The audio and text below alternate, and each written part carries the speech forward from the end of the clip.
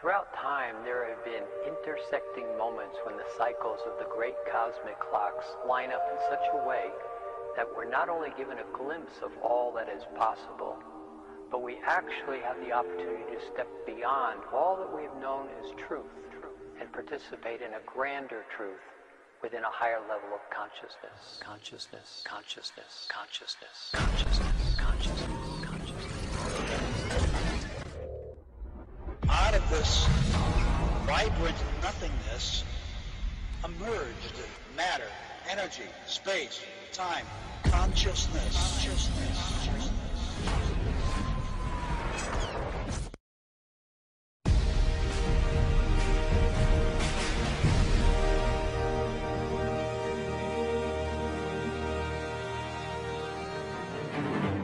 was created by greed. It was created by greed and fear. and fear. We have to go beyond that. We have to go beyond that. And the people are starting to realize that they're all connected. I was no longer a fragment of the universe. I was the universe.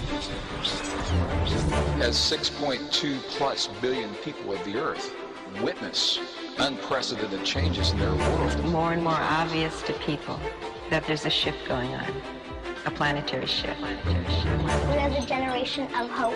We are the generation of hope. Another me, another dream. You cannot escape the responsibility of tomorrow by evading it today. Don't forget to touch your camera. We'll keep track of that, please. That's great. Land from. Okay, Charlie, say, well, here we go. Here we go. Here we go. Here we go.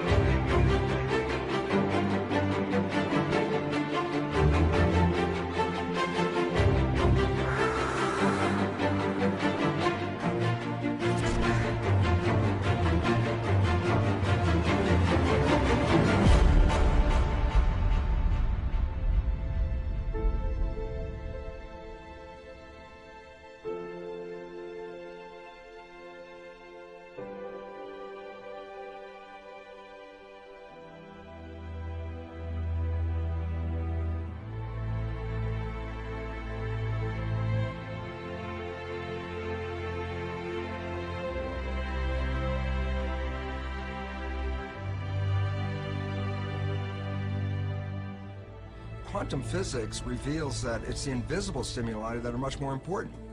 There's a simple quote by Albert Einstein that makes sense out of this, and the quote is, "The field is the sole governing agency of the particle." What Einstein meant by this very simply is the field, the invisible energy forces around us, they are the sole governing agencies of the particle. Well, the particles matter. And so quantum physics says the character of matter is ultimately determined by the field. If we were ever going to interact with our bodies, if we want to heal our bodies, we want to create peace in our families or our communities, we must speak to the fields that connect all things. We must find a meaningful language, a non-verbal language that communicates with the stuff that this world is made of. The bottom line, the through line, is that they're all speaking about an experience, an inner experience that we have focused on our hearts.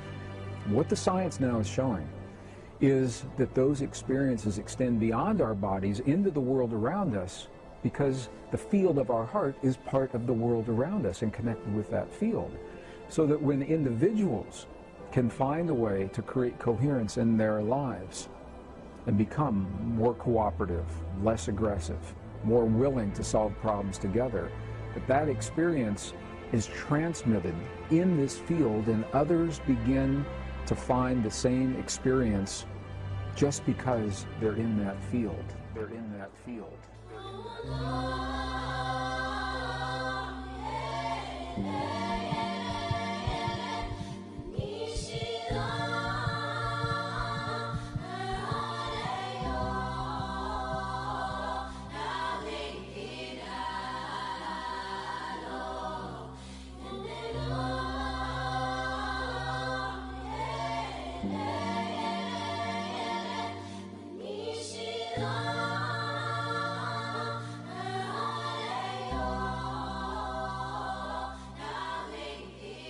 This chart shows a dotted line going up and down, which is the rise and fall on a daily basis of the number of people who are meditating as a group in Jerusalem. It's all on a volunteer basis. And the solid line represents progress towards peace in the war in neighboring Lebanon. And even before the benefit of statistical analysis, you can almost see from the raw data that progress towards peace, measured by reduced war deaths, reduced war injury, progress towards negotiated settlement among the rival factions, the progress towards peace goes up and down almost in lockstep with the number of people who are meditating as a group, radiating this influence of inner peace to become outer peace. When this was subject to mathematical analysis, the likelihood that this is simply due to some fluke, due to chance, is less than 1 part in 10,000, which for a social scientific experiment is extraordinary. To be able to say something with this certainty, that group meditation prevented war, that is a really remarkable finding. The likelihood that this reduction of war was again simply due to chance and not due to the meditating groups was less than 1 part in 10 million. There is far more evidence that group meditation can turn off war like a light switch than there is evidence that aspirin reduces headache pain. Aspirin reduces headache. Aspirin reduces headache.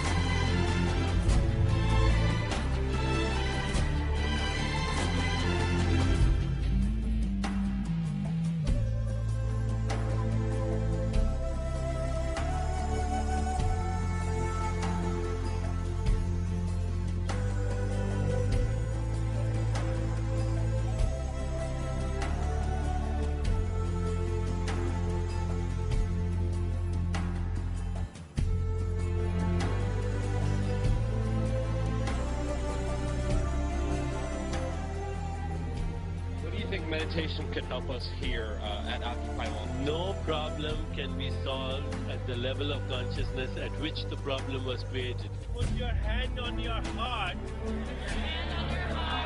and just ask yourself internally, what kind of world do I want to live in? I want to live in. I want to live in.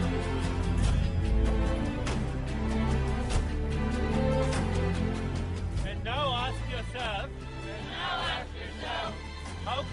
I make that happen? How can I make that happen?